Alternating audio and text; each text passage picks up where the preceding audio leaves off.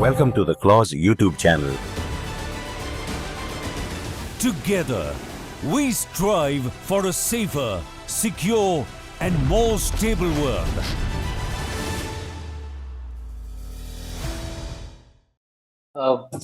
Very good evening and good morning to each one of you. First of all, I extend a very warm welcome to our distinguished panelists who are super experts in their own field, and I'm not going to take much time as far as opening remarks are concerned. There were some issues which I thought maybe we could focus on today, and the first one, which as per me, is that the entire world is today discussing Trump. So it is probably the first time that we are discussing, along with a change of elections, the personality of the president, which is kind of making people a little more uncertain, a little more, I would say they're not very sure how the future is going to go. I would like all of you to focus on that. Do we have some opportunities between India and the US, given the kind of flux which is now taking place in the geopolitical environment? The second question is about the Indo-US defense and security ties, which was the subject of discussion yesterday, especially in the light of the fact that there have been impediments to our defense procurements because of various reasons, some on the part of US, some on part of India. So how can we speed up? Are we going to see a fast tracking of those, given the fact that Mr. Modi and Trump both enjoy a fairly good relationship, but only time can say after the meeting, which is probably going to take place in the month of February, as to where we are heading as far as our defense procurement issues are concerned. It holds a lot of promise, but again, it's very difficult to predict the future. So in this kind of a complex, ambiguous environment, let us see what you all have to offer to us. So over to you, without taking any further time. Over to you, Tara, and just carry on from here. Yeah, I think as usual, the general has said everything that we need to say, which direction we are going. I'm just going to quickly just say that in the last, say, a month, less than, but that we've seen both good and bad, right? We've seen some real good stuff with India. The first meeting was with India. The Quad meeting took place. Jai Shankar sitting in the front row. Okay, thank you very much. All that sort of stuff.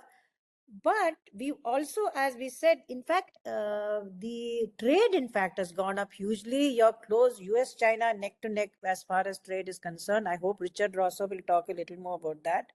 So defense ties were robust, but I think what we need to focus on here is by early 24, in fact, the Indo-US ties were kind of sort of things were not moving as fast as they should have. A couple of issues occurred. He didn't come for the Republic Day parade. All that was going on. So towards 24, things were not that great. So from looking from there, let's see how it goes. So we need not sort of make it a black and white thing. It is things that could change from now on. It's not from a high that anything is happening. There is also, of course, all of us know the Project 2025, where India has a major role in that whole scenario. But whether that role, as India as a major counterpoint against China, is something that we are going to be comfortable with is another issue. How does this work? Particularly, we'd like to focus on how the whole Indo-Pacific thing is going. Because I think for him, that continues to be a major concern, not for Trump himself, but for his cabinet around him. They are very focused on this. They're focused on IMEC. They're focused on India, but like I said, in a role which we'll have to see. So I would invite Ambassador Shringla, if you could go first. No, thank you, Tara, and my thanks to Lieutenant General Dushyant Singh, Mr. M K Narayanan sir, our fellow panelists, all of whom are good friends, and everybody else on this webinar. So when we talk about the Trump administration, China and India, I think we have to look for variables. I mean, there is a certain constant, but there are significant variables. One, of course, is the advent of Trump himself on the US foreign policy scene that has changed the entire scenario significantly. I would say not completely, but significantly. On the other hand, I think we have also reached a certain level of rapprochement with China after 5 years since the Galwan incidents in 2020.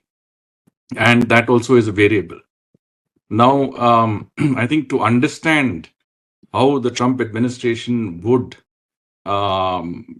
proceed vis-a-vis its relationship with India, with China, and with regard to the general focus on the Indo-Pacific, I think we have to look briefly at Trump 1.0.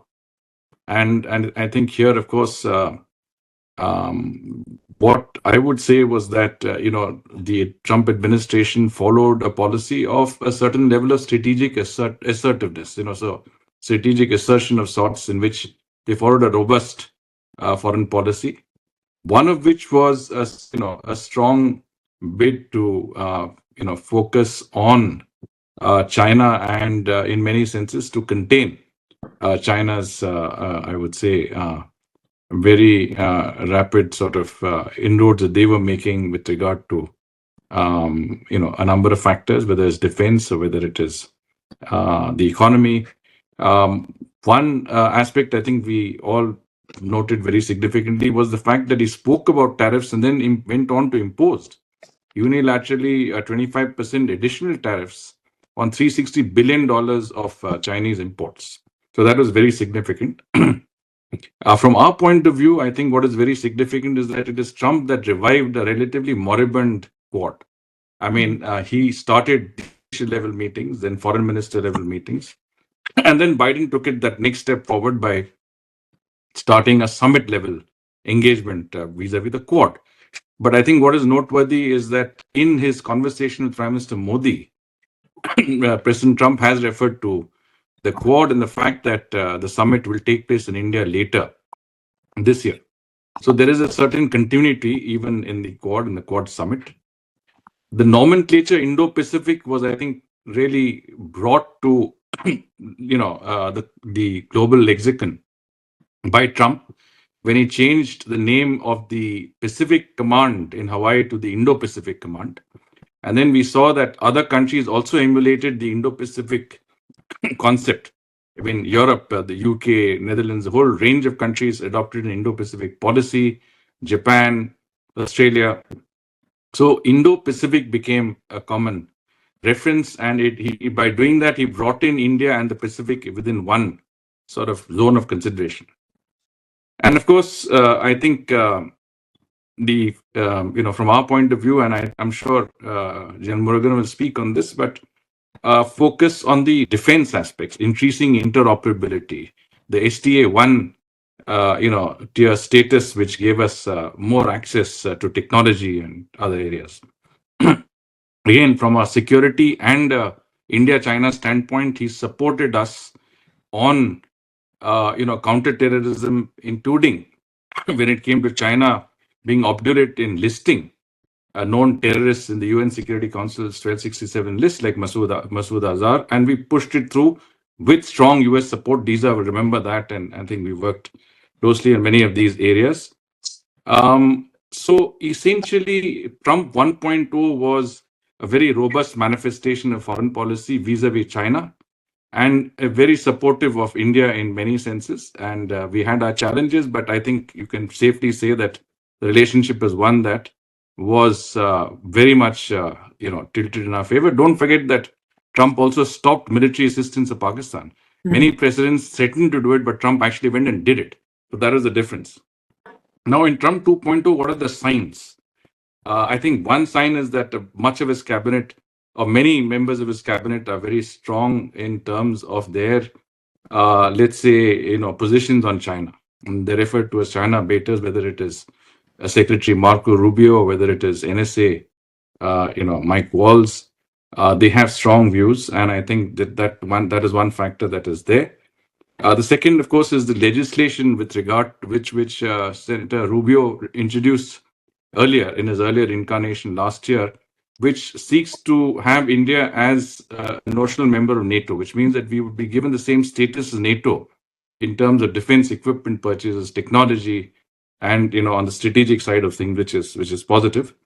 The third, of course, is the focus on the Indo-Pacific. I mean, Trump's stated policy to put an end to the Russia-Ukraine conflict, I think, is to some extent very much in convergence with our own policy, that this is not an era of war, that we need to use diplomacy and dialogue to achieve peace. And that, of course, from that perspective, one of our concerns was when this entire issue with regard to Russia and Ukraine began, was that we would lose focus, or the international community led by the US would lose focus on the Indo-Pacific. And I think willy-nilly that did happen, because that was a distraction.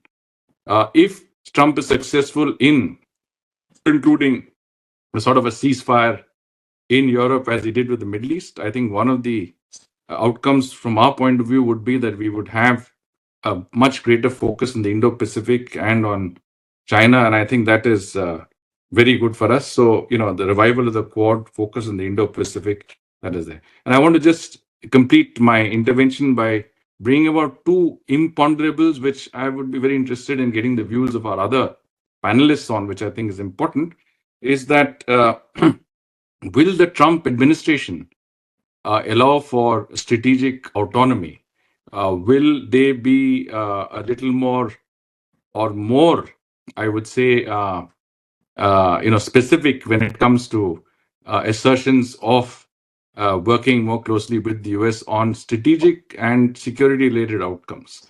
So far, I think we have been in the comfortable position of being able to straddle, as we say, the North and South and East and West. So strategic autonomy is something that is an important part of our foreign policy. What would be Trump's approach in that regard? And I think this is something that I would leave for the my fellow panelists, many of whom would have better insights. And the other point is that how will the US-China relationship evolve?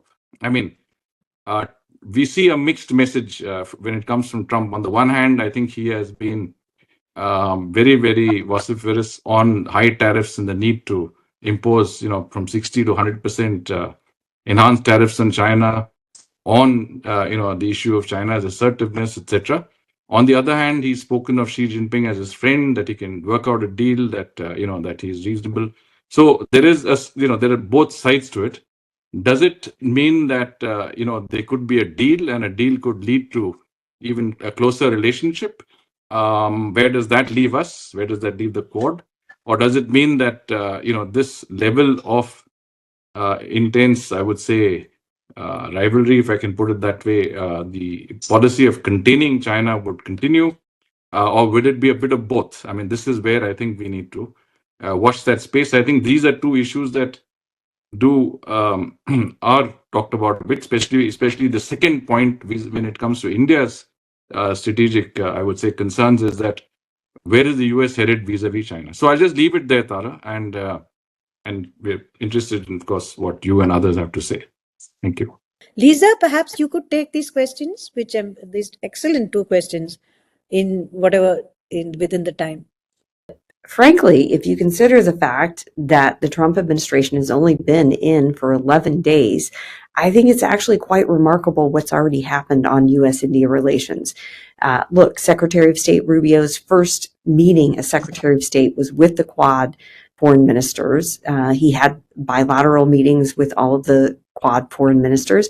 And this is a strong signal. This really shows that the Indo-Pacific will be a priority for this administration, that the Quad will remain that central pillar of engagement for the United States.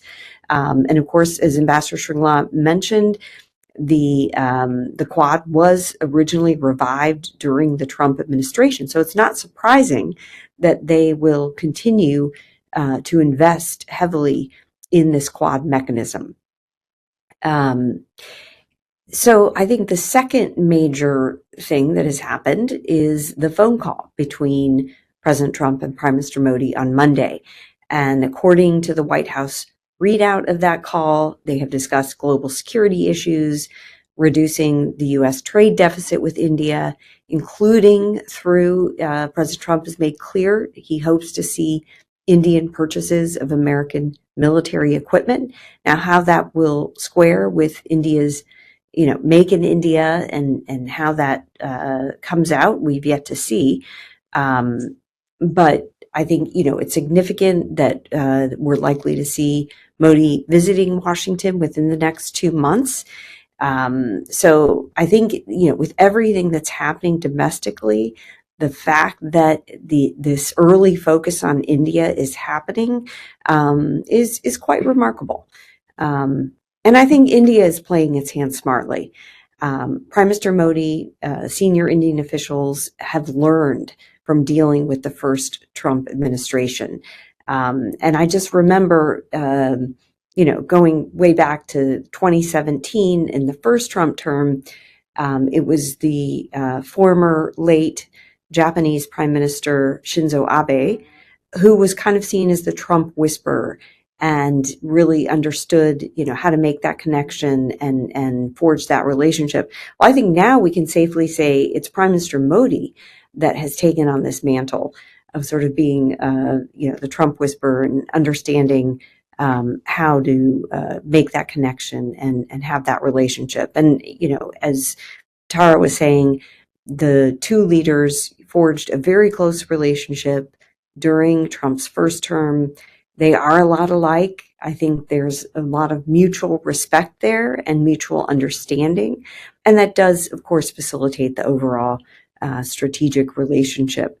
Clearly, the Trump team is prioritizing relations with India. It recognizes that India is, this very important global power that really can help transform the Indo-Pacific, can help, push back against Chinese aggression, can help the U.S. Compete effectively with China. Both India and the United States have a mutual interest in cooperating so that they can meet these challenges from China that's growing rapidly, both in military and economic terms and in terms of global influence. The question, I think, is, and Ambassador Shringla alluded to this, is, can India and the United States, take some kind of major initiative that would really capture the imagination of the world, make clear that this relationship is set for new heights over the next 4 years. There's certainly more we can do to improve security ties.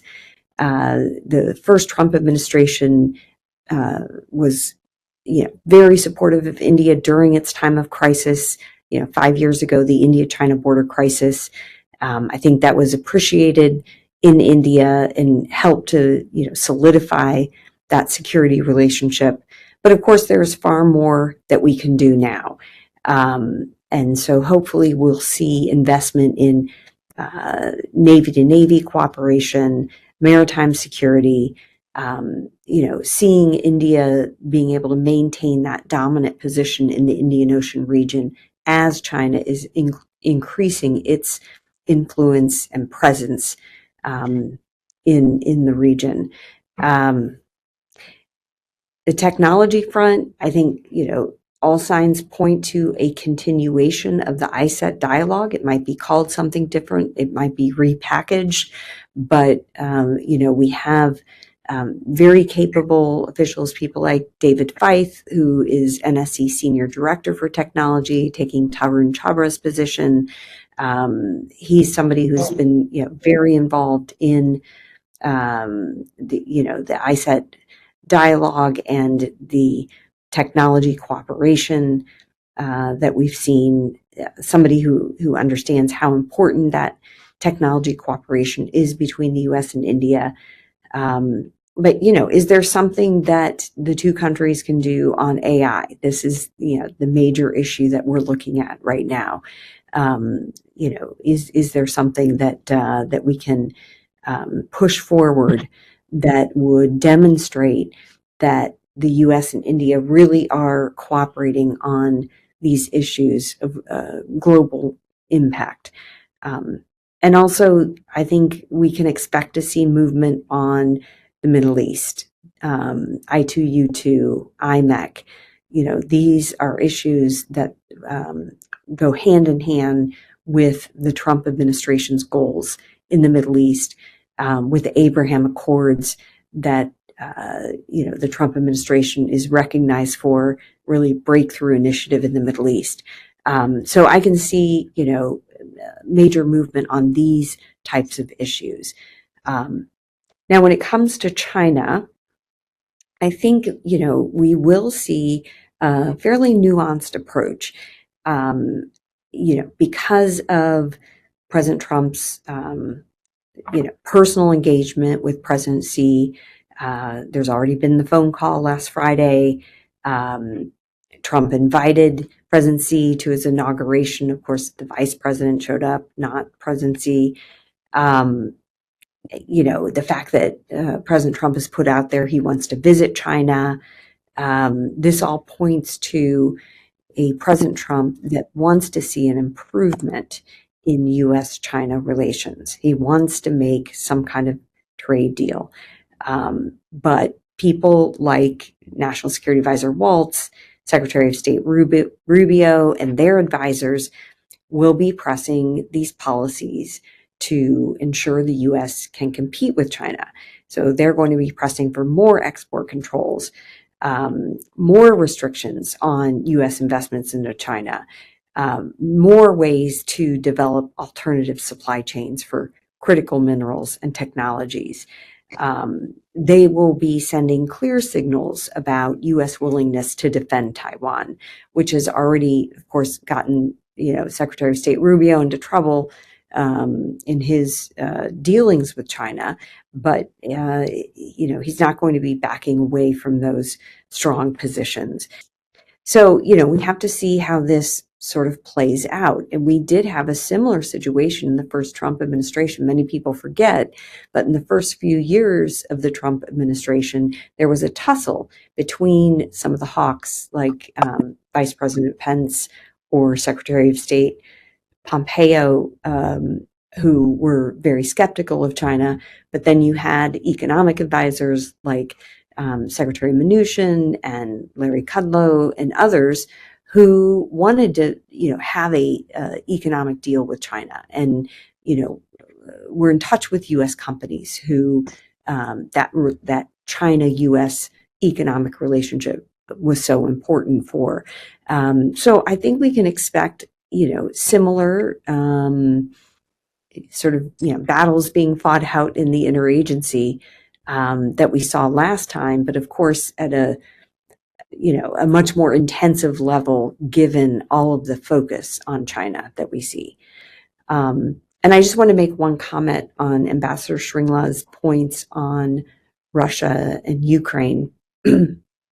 Certainly President Trump wants to see the Ukraine war end. However, I would just advise looking closely at the tweets he's made in the last few days, maybe last week rather.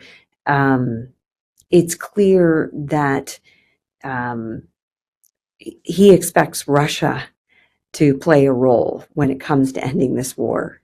So I would say the major question is, what is Putin going to do? Is he going to be willing to end the war without getting his maximalist goals? Because certainly President Trump is not going to allow him to achieve his maximalist goals, annexing Ukraine, and, security guarantees will have to be given to Ukraine because we can't simply be in a position where Russia does the same thing a few years later.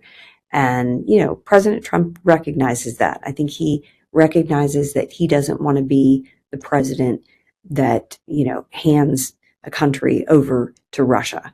And that would certainly not be acceptable to the American public and would severely damage his reputation, his legacy. We have to remember he only has one term, so he's already going to be thinking about his legacy. And whereas I think he does sincerely want to be seen as sort of a peacemaker, he's not going to do that in a way that makes him or the United States look weak. So I'll just stop there and look forward to the discussion. Thank you, Lisa. Thanks very much. Lots and lots of interesting points. I'll go quickly to Aparna. Aparna, if you could just focus on what Ambassador Shringla was talking about, because that's a subject which we've been talking within the circles as well. This question of strategic autonomy. How is that going to work out?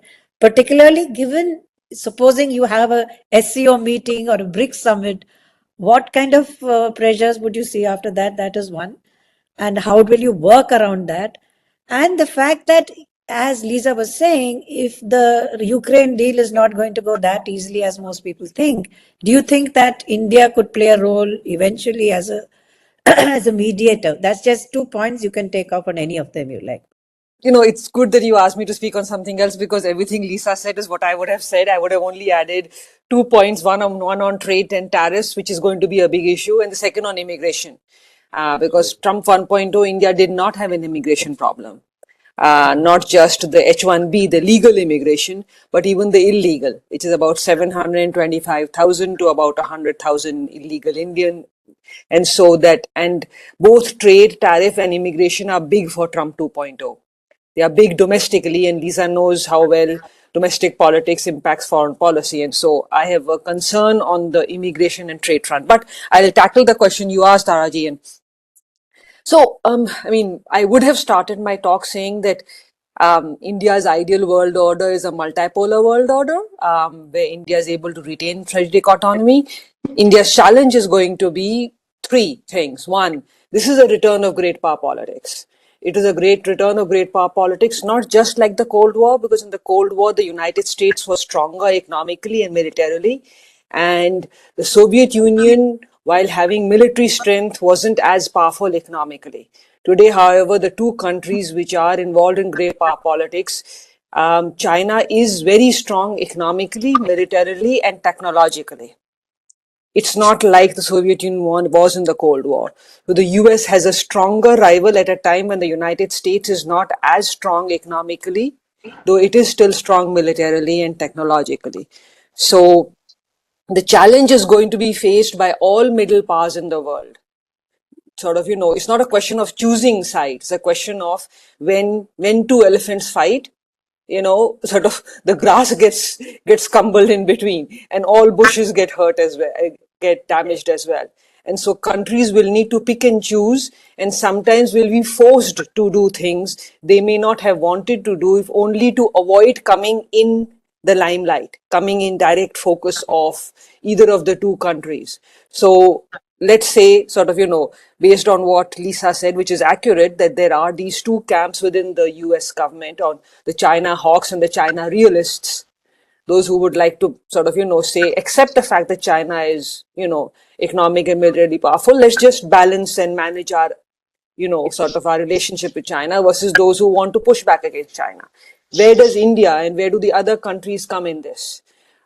Based on where the US-China relationship and the adjustment goes in the economic and military and technological side, it will have an impact on India in different ways. One, India is improving its relationship with China, but at the end of the day, India is not either geographically far away from China that it can do what it wants.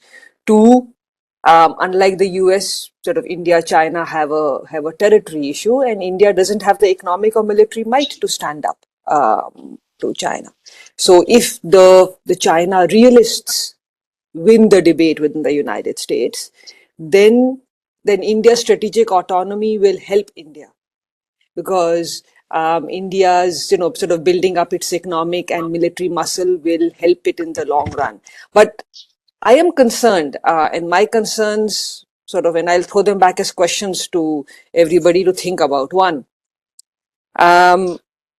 President Trump last week, I believe, and I think that's what Lisa was referring to, threatened sanctions on Russia if President Putin did not help bring the Ukraine conflict to an end. If sanctions are imposed on Russia, as the country which imports more Russian oil, India is going to have challenges. And if sanctions are imposed on Russia, there's already a pre-existing CATSA sanction, which is there, which the Congress can choose to impose if they want. They have not done so deliberately. India has got away by avoiding sanctions which could come its way. Will that remain in Trump 2.0 based on where sort of, what the sanctions come on Russia? Second, he has threatened sanctions on BRICS. His point of view, countries sort of, he doesn't like multilateral groupings where the United States is not playing a role. And so sort of whether sort of, if he can threaten sanctions on, or, sort of on Colombia, which is one of the oldest and closest trading partners of the United States, over deportees, immigrants. If he decides to impose sanctions on BRICS, that includes India, that includes Russia, that includes many countries India has trade relations with. So, and my third concern is broader within sort of, a question about allies and partners. It was, we live in a world today where allies and partnerships matter more, and and India is more closely aligned to the United States than it ever was. But the president does not really, at some level, his advisors he doesn't see the value of partnerships and alliances. He doesn't really believe that they bring anything. He believes that partners and allies have actually hurt the United States economically, and that partners and allies need to do more burden sharing. So even if India is not an ally, the demand to buy more economically, buy more on the military front, and play a bigger role where it is, and I still recall, I think Lisa will recall this as well, in Trump 1.0, when he met Prime Minister Modi and he complained about the libraries in Afghanistan. When there were no libraries that India was, it was basically schools. So he doesn't believe in he doesn't believe in soft power. He doesn't believe in public goods. He believes in economic and military, and in something which demonstrates that you are doing something and carrying part of the burden which the United States, he believes, should not have to carry. I will stop there after throwing out all these random thoughts to get some conversation going. Thank you. Thank you, Aparna. That was not random. They were very, very specific, pointed answers, and thank you so much for that. I'm going to shift to the Major General Murugan, because especially in terms of, Mark Rubio's that act which he had proposed, which I think Lisa referred to, where they wanted to bring us up as a near NATO kind of ally, whether that will go through, keeping in mind that so far no great technology has come to us. So, major thing that we've asked for, like General Dushyant was saying, our Sea Guardians took ages. The Predator is still some way away. The engines which we've been promised are not to be seen at all. The existing engine deal is in limbo. We're not getting enough. So given that kind of reality, and also given the fact that the administration is likely to be in complete flux for the foreseeable future till all this civil service problems are sorted out, who's going where, who's going being thrown out, who's not. How do we see this going? I mean, do we see any forward movement likely in the military sphere? So, to my mind, a lot of things will remain the same, because there are two non-debatable issues in this. One is that there is bipartisan support for India-US military relationship, and for strong India-military-US relationship. And we have seen this, as Ambassador Shringla had said, that even in the first Trump government, that was manifest. And that is unlikely to change. Now, the issues which you have raised, I would like to answer this in three parts. And the first one is that, one, the strategic collaboration in terms of partners, or the term which we don't use much in the Indian security diaspora, that is alliances. And the next would be, of course, capacity building in terms of defense technology procurements. And the third is interactions, military to military interactions.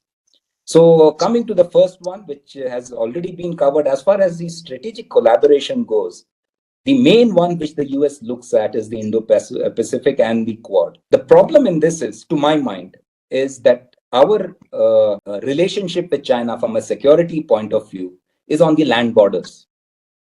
And in the land borders, you're going to fight alone. Whereas when you look at it, the cooperation and collaboration which are being sought are going to be in the maritime domain. And maritime domain, the reason being that there are common security interests in the maritime domain, and therefore these groupings take importance as far as the other countries in the Quad go, and especially US.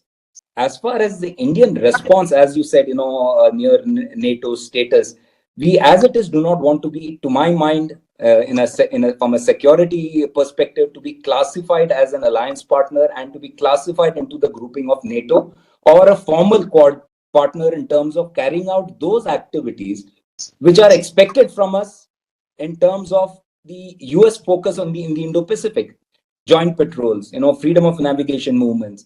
Those are things which I do not think that we are that comfortable with. What we would be wanting from our perspective is more movements in the Indian Ocean, to probably more activities in the Indian Ocean to counter the creeping presence and the increasing creeping presence of the Chinese Navy there. But as far as our requirement on the land frontiers go, is primarily systems, weapon systems, intelligence, and technology. So in that, we come to the defense procurement and the defense technology. You have said that, right? But today there was an article in the Times of India specifically on this. And it stated, it had given that it's only the formalities are left now for the joint production of jet engines, with 80% technology transfer. The MQ-9 Reaper acquisition is signed, and it's a matter of deliveries now, which has to happen. In terms of procurements, again, over $25 billion worth of procurements have happened from the US since 2010. It's not the last few years, but since 2010, there have been over $25 billion procurement. There are a number of platforms in which we are engaging in from a technological perspective. One, of course, the DTTI is old news. But in addition to that, we have now got the IndusX, the Accelerated Development Program. Then you have got the CET, Critical Emerging Technologies. The thing is that none of this are leading to a product, which is a jointly developed product. And the reason for that is two. One, when you come and you discuss this, because being part of a number of these DTTI discussions, the US views it as a defense trade technology initiative. We view it as a defense technology trade initiative. So we are looking at technology coming in along with the trade which happens. But a technology which has already been developed, the US is not interested in co-developing it. So a lot of times we are fighting with legacy equipment. We are fighting with 80% of the forces fight with legacy equipment. If you're fighting with legacy equipment, you require legacy technologies also. Our requirement is more in the legacy technologies, in the industrial age technologies, whether it be engines, whether it be metallurgy, whether it be transmissions. So these are technologies which are important, and it is important because you cannot leapfrog it. You need to go through it, you need to acquire it, you need to be proficient in manufacture of that. So that is a requirement, and that is something which we are finding it extremely difficult to get. In fact, I'm not too sure how right this article is. It says that there has been, some things have changed from the first Trump regime. Then the major change as far as defense procurement and defense production is the strong push for indigenization. So that is going to be a matter of friction as far as the US goes, because they look at sales directly, and we are looking at co-production, or rather indigenous setting up facilities and transferring technology for domestic production. So that is not going to be resolved easily, because in this money is involved, in this competitive practices are involved. Some of the low-hanging fruit in this is generally there has been a propensity for companies to share technology which they have outgrown.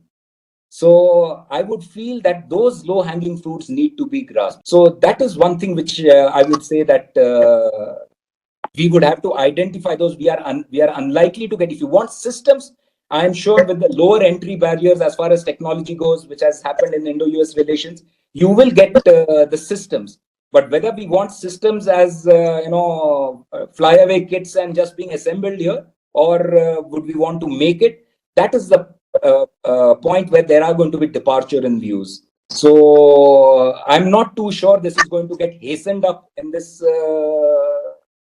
in the second iteration of the Trump government. I think the space is going to be generally slow because these are systemic. They are not based on administrative pushes which are given in this. So these I systemic. think that's actually what you're making is a very good point in terms of systemic, right? It is something which may continue from president to president. Absolutely. And it may not. But I'd really like Lisa to come in on that. Lisa, would you like to comment on that? I think, yeah, we should pay attention to the fact that in the phone call, President Trump emphasized, his interest in seeing American-made equipment sold to India. And, it does strike me that there's been, no major sale in recent years. And it also strikes me that the MQ-9 sale took 7 years to complete. So I think, I'm not sure, how we move this forward, but, I would just be curious if, Major General Ravi, if you think there are potentially major deals that could move forward, if the right export control policies are put in place in the United States. I know Secretary of State Rubio is interested in being able to supply our allies and partners with the capabilities they need and overcoming these export control hurdles. But to do this, I think they will have to think there's something in it for the United States. It's not a one-way street. So, if the U.S. moves mountains to change some of these export control policies, what is the Trump administration going to get in return from India? No, my point was exactly this. Sales is not the issue. The US selling and India buying would not be a major factor. The issue is of the technology transfers, because and the technology transfers, what I'm trying to say is that there are certain technologies which the US and the companies would be willing to transfer, and we would be willing to take that, because as I said, technology proficiency has to be grown. It cannot leapfrog generations. So there are a number of such systems, but for that we require the actual transfer of technology to take place, and that has generally not been happening. So yes, there are multiple areas where we can identify that, and these are existing, and these are probably the lowest hanging fruits. But sales, I don't think will be a major issue. I don't think we'll be buying also if there is no transfer involved. So, Aparna, do you want to come in on this whole MAGA versus Make in India versus Atmanirbhar, that kind of thing? Basically, it's a tension between these two, right? So how do we work around this? I'll keep my answer short. It is a tension. It will remain. I mean, it's both are. I mean, India has always been protectionist. The US is turning protectionist. So semi-protectionist societies, populist politics, very popular populist nationalist leaders, and sort of both countries, one country did not historically, I mean, at least for the last few decades, seek to build inside. The US was, a country which believed in globalization. No longer applies. And so my concern is, will friend shoring still, or will near shoring and onshoring be demanded? And if onshoring and near shoring is demanded, and even Canada and Mexico, you cannot build and then manufacture, and you to manufacture inside the United States, then India will have a challenge. And General Saab, I understand that, India seeks transfer of technology and indigenization. The challenge that is going to be is that the US cannot ask companies to transfer their technology, because it is not the US government which owns that technology, it's that company which does. And so that company needs to feel that it is also making money, and that it gets something out of transferring its high-end technology or sharing its high-end technology with an Indian company. And an Indian public sector, it may be reluctant to do so, an Indian private company possible, but it would need a return on investment. It would need money, and sort of this transfer of technology would need to be beneficial for both sides. In order for the company to do it, and in order for the United States government to even sort of go down that path. That's all. I'll stop there. Okay, so this segues right to Richard Rossow. Richard, would you like to come in now, focusing primarily on the whole tariff war, US-China, US-India? How is this going to work out in future? How do both sides handle it, despite the clear, I think, intention that US-India relations have to be closer and have to go forward? Yeah, we're in a very dangerous circle in that front because the United States has a trade deficit, which is, 2 or 3% of our GDP. And both political parties have become very anti-trade because of that. India's trade deficit ranges between 8 and 12% of GDP. So I think that the Trump administration will certainly put a lot of pressure on India to roll back some of the protectionist measures that we've seen to buy more American products. And I think that the general's point, and others, the government of India, they only control buying stuff in bulk in a couple of areas, hydrocarbons and defense. Those are the two main tools the government has to directly make changes to what we see with the trade flows. So, but India can only go too far because they're working against a trade deficit that is far larger than America's. I do think there's a level of nuance when we talk about Make America Great Again and Make in India, where it could be somewhat complementary, but you've got to get to the details, right? When you look at India and the PLI programs, they're trying to build a lot of new material. And if the United States can think about a way to package exports of the capital equipment, that's going to go into the factories that make that stuff. When we talk about exporting the raw materials and the intermediate goods. So I think there's ways, but it gets to a level of detail that sometimes, when you've got heads of state meeting, they don't always get there. But I do think that there's some complementarity between the two. The last thing I'll mention, it is an American strategic priority, I think, to make sure that just like we do in defense, we don't want India to buy so much from Russia. And therefore, we've been willing to offer transfer of technologies, at least try to expedite that, because we're not going to replace Russia. India is going to replace Russia for making a lot of defense equipment. We'll sell some, but helping India make its own is the best way to get India off of buying so much from Russia. And I would say the same thing happens in strategic technologies. And there, the target is China. So if our goal is to maybe sell a bit more if India buys less from China, but also help India make some, that is 15% of the world's economy, what we expect to be, in the next 20 years, the Indian market represents. And if China can't thrive on that, it's inherently good for the United States, inherently good for security in the region. So just a few thoughts there, Tara. Thanks. Thanks very much. Mr. Narayanan, would you come in? I was hesitating on pain of rebuke because he said he'll come in last. But we'd really like to hear you now, Mr. Narayanan. What I would like to do to begin with, I've made a few points, what I thought critical points made by each of the speakers. And General Dushyant Singh started with. And he started with a great deal of what I call hope in terms of India-US relations with the Trump-Modi relationship. But I think if I read him correctly, reading between the lines, there was a certain amount of caution as to whether we should not pitch our hopes too high. And that is a running theme which many others, I think Ravi Murugan made that particularly clear.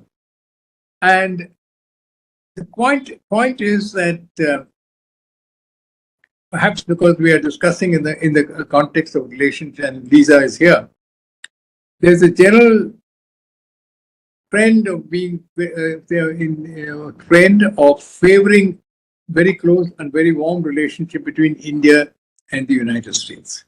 Yes, India-US relations have been improving steadily over the years, but presidents have a very critical role to play. And I have not had anything to do with President Trump.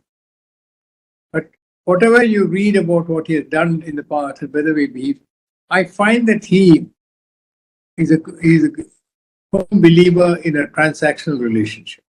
And I think that is where the issue is really going to come to problems. Yes, I think he's favorable towards India. When you come to the critical aspects that are there, you will really need to see that how do you deal with it. I remember at one point, I think it was General Murugan's point, when he talked in terms of equipment, legacy equipment. And it's true, this has been the problem that long before I became the National Security Advisor, when I was head of the intelligence, and my relations with the United States were on the up and down at various stages. And the critical point was not about the future, but about the present. We faced, I was part of the guilty men of 1962. So you can imagine them. And that was when the first major shock came to us when we wanted particular types of equipment, current equipment. The United States is been quite free in offering, saying that we will come and help you do something for on various things. But we want many things here and now, and that's not always been happening. So I would like to start off by saying that we need to be cautious in the kind of relationship. My own assessment is, as I said, mine is an ancient mind. I think the relationship between India and the United States under Trump, with Mr. Modi, on whatever warmth there is in the relationship, I see President Trump seeing his relations with India as transactional and not a fundamental relationship. General Murugan talked in terms of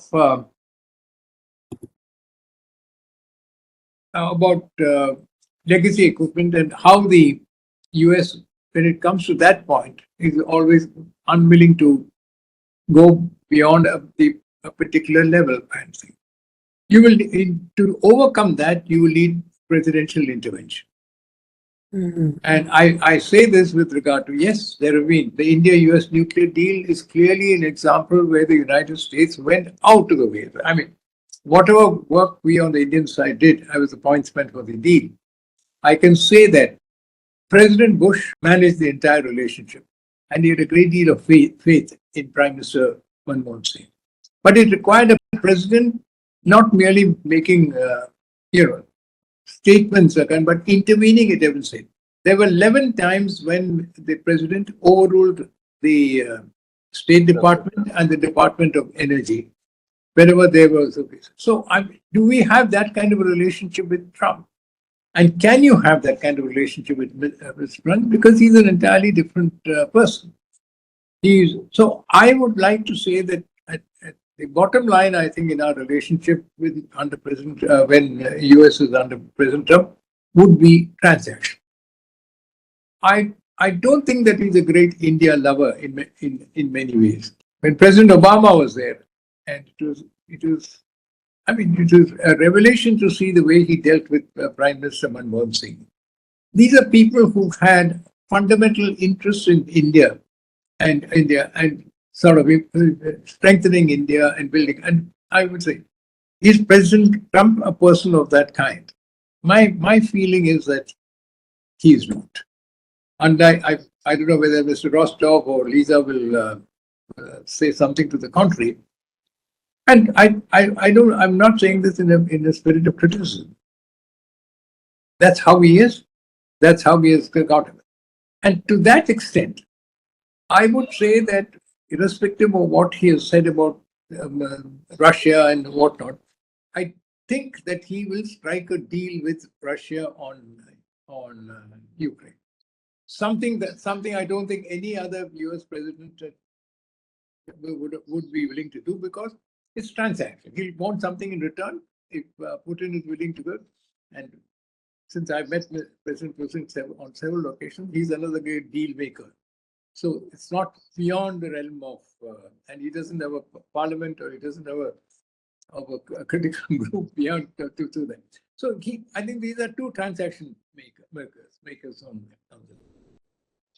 Then at one stage, Lisa said that he was expecting Prime Minister Modi to take the role that Shinzo Abe had. Much as I would like Prime Minister Modi to do that, Shinzo Abe and Prime Minister Modi are two entirely different individuals. I mean, Shinzo Abe he's a Harsh Shringla many times over in many ways. In the way that he can deal with people, how he can take the points point by point. And I'm coming to the point that while there are many interesting possibilities, I would be careful to be over optimistic as to what we can deal. I think he honestly believes that disruption and unpredictability is an art of high level diplomacy. I mean, he honestly believes it. If you read what he has said in the past, I've looked at many things that he has said in Trump 1.0. Two, if the way he treats President Biden, who I think did something good for the United States of America, if we really look at it in terms of the economy and whatnot, I think he doesn't believe in it. He wants a complete break with the past. So whatever President Biden has done, I would think that he would try to undo what has happened. And I don't think that he's sort of completely captivated by any previous doctrine or doctrinal formulation. So when I know Shringla said in point and that Trump 1.0 did a number of favorable things too. Yes, that is at the moment. So I'm not too sure that you should take that as a guiding light or the signpost as to what is he going to do this time. So I would be a little careful in overstressing the. I think you're dealing with a man who is a bit of an iconoclast. He will like to break many things. He would not like to adhere to, and whether his Secretary of State or the National Security Advisor advises him in a particular direction or not, he will deal with issues in what he thinks is a very pragmatic and what in his eyes a strategic way. I don't think he wants to be a visionary leader. He does not wish to be remembered as somebody who did. Brought in a new idea, a new thought, and whatnot. And I think he wants to be numero uno of the world. He makes no secret of the fact. If you do not accept it, I will not deal with you. So I think we have to be careful. His relations with us will remain essentially transactional. And I think that is going to be the problem. Shringla made a particular point about strategic autonomy. I think it's going to be extremely difficult to make President Trump realize that strategic autonomy is something that independent nations wish to have. And I don't think he understands that. And we will have a problem. On Quad, as I think General Murugan said, we are not interested very much in policing the waters in the Pacific. We are conditioned to support the United States because the open seas issue is something we all believe in. But I don't think the Quad we see as an alliance by which we will ensure maintaining the open seas. And as I think General Murugan again said, we have a conflict with China. Essentially, that conflict is civilizational rather than territorial, though we have problems on the border. And those of us who have had an opportunity to walk on the border, which I have when I was a young officer, it's very difficult to determine where exactly the border lies. And the border keeps changing from time to time. And the Chinese have maps for the border for every single dynasty. Fake, real, true, everything of the kind. So I think we want the United States, which will adhere to what we regard as the diplomatic norms of our nation-to-nation norms. I don't think we are going to get that from President Trump. How to deal with President Trump is going to be one of the biggest challenges that Indian leadership, and more particularly India's foreign policy leadership, will have to determine. I think he firmly believes that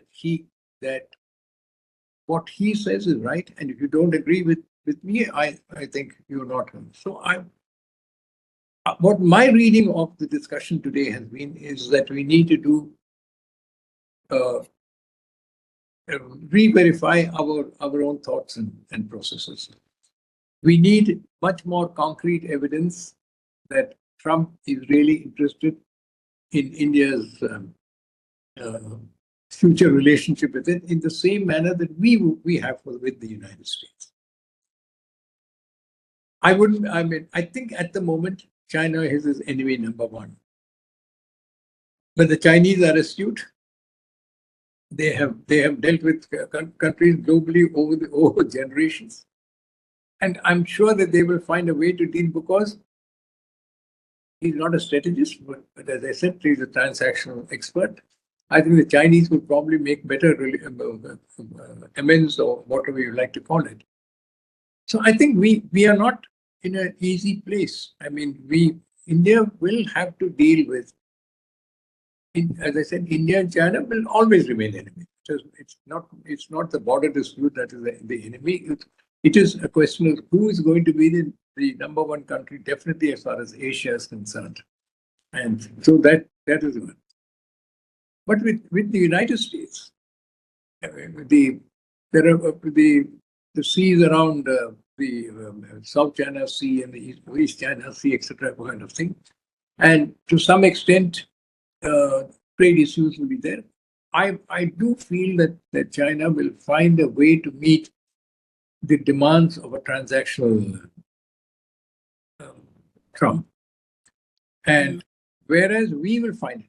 I don't see any government in India acceding readily to the fact that Quad is a kind of a defense alignment or defense partnership, and that we will help police to see them. So I'm just, rather than talking about individual points that have been raised, I think we have a problem on our hands. How to deal with a President Trump who would not have a sense of history about what the relation between India and the United States were in the days gone by or recently, and how much of sacrifice the United States has made on many occasions. I think the US nuclear deal is the US deal, which we are beneficiaries of. Sir, your views are from the top. So we are all extremely, I think these are stuff which we all needed to hear. That especially that China will probably be as transactional as anybody else. That's interesting. Gen Singh, I think Aparna wants to leave. If you have a question for her, I think you did. If anyone has a question. Yeah. So my first question is about securitization. Yesterday, the securitization of Quad came into discussion quite a bit in the CNAS. So Aparna and Lisa can throw some light on it. Is India going to face some pressure on that point as a transactional matter in a future Quad meeting? So Aparna, you could answer this and then leave, and Lisa can take on thereafter. Yeah, absolutely. I'm sure Lisa will be able to do a great job. I will just make one point. I mean, sort of of the three countries in the Quad, there's only one which is not a security ally, which is India. So at the end of the day, the other three countries know how to operate, know how to cooperate. Sort of my argument, about Quad, in the discussion yesterday, primarily was this: that for a president who believes that allies need to burden share, and one who does not really believe in public goods, and who sees hard power as power, that means economic, tech, and military, what is the benefit that Quad brings to the table according to him. So if it is economic, if it is trade, if it is military, it has to be in the language he understands. Dr. Lisa, you could throw some light on it, and you have some more questions which I have for you. You could combine all of them. The other question is about the Russia factor. If if the Russian oil gets Russian shipping gets sanctioned, as the US has been saying that whatever ships which are fetching oil to countries like India from Russia, if they are sanctioned, what will be the implication? Do you think the President Trump is also going to follow on that, because that order was passed during the Biden's presidency? So, is this order going to be implemented, or it will be kept on the low burner? That was one issue which I thought even Richard could throw light on that, because this is something which and the recent order of curbing the external military aid. He has just uh, agreed to give aid to Israel and Egypt. Uh, so does that mean that Ukraine is out of the matrix? It's an interesting question because, realistically, I think that, it's difficult to see that India would want to get involved, militarily, if there was a US-China conflict over Taiwan. I think India would be extremely reticent. India would be more focused on what's happening on its own border with China, and would not want to do anything provocative toward China. So I think that U.S. officials need to keep their expectations in check about what India would be willing to provide. On the second question of the military, all foreign aid has been suspended, all 70 billion, including foreign military financing, except for the exceptions are, as you said, Egypt, Israel, and now we know humanitarian aid has been accepted. So you're asking what will happen in terms of Ukraine. I can't really answer that directly. It's a great question. I would just again refer to the couple of tweets that we have seen from President Trump on Russia and Ukraine, which might be a little bit different than you would have expected. On the campaign trail, he talked a lot about, ending the war overnight, and but I think now that he's in his position, he recognizes not so easy, and he also recognizes that President Putin would have to make concessions for that to happen. So I think there's still broad bipartisan support for arming Ukraine, supporting Ukraine. So I think the fact that the aid has been stopped and is being reviewed doesn't necessarily mean it's going to be halted indefinitely. Third question was, will the Trump administration implement the sanctions against Russia that the Biden administration put in place? I think so. I think there's not going to be an effort to roll back sanctions against Russia unless Russia plays ball in terms of ending the conflict. But if things remain static, and we don't see any change in Russian behavior toward Ukraine, then I think we can expect the sanctions to stay in place. And there is expectation that India adheres to any sanctions that are put in place. Richard, would you like to comment? I'll touch on two things that came up. On Quad, I still find it's kind of surprising that people still talk about if and will the Quad move into security. It is deeply in military cooperation already. We saw that with the announcement a couple of years ago about the humanitarian assistance disaster relief work stream, which we know the first responders in a major crisis in the region are the navies. Coast Guard work has been spilled in, and they have semi-formal discussions about military cooperation interoperability. And even though we all consider, the Malabar is not a Quad exercise, it's the same for navies. So we're just kind of kidding ourselves by assuming, so it is moving pretty quickly, actually, into military cooperation. But I think, as other speakers have rightly said, we still have a big divergence of views on what the flashpoint is that we should focus on. For the United States and most of our partners, it's more about Pacific. And for India, for obvious reasons, it's China's emerging presence in the Indian Ocean. And I think, you see with the United States creating the Indian Ocean dialogue with India, steps like hosting the tri-service exercises, which have happened in the Indian Ocean. When you read the Pentagon reports about China's militarization, the Indian Ocean is spelled out a lot more clearly in that now. So I think because of India's insistent nudging, more American security analysts have kind of that goal. Okay, Richard, I think we've lost you. Yeah. So sorry about that. I think we should now close the discussion. I think we've really gone on more than a fair share, and our discussions and our speakers must be really tired of it. I think I'll hand over to General Dushyant Singh to thank you all. Really fantastic. I think if we had carried on, we would have carried on for another hour or so. There were a host of questions, essentially because of the complexity and the ambiguity and uncertainty which has been created because of the changes which have occurred due to the change in the presidency in the United States of America, which is good also. And I tend to agree with certain statements of Raja Menon, who spoke yesterday, and he said that it is for the political leadership now to actually pave the way and do something big which can move India-US ties forward. With that, I would like to thank each one of you for having spared your valuable time and joined us in this discussion. We would be sharing your thoughts to the people concerned. Thank you, and Jai Hind to each one.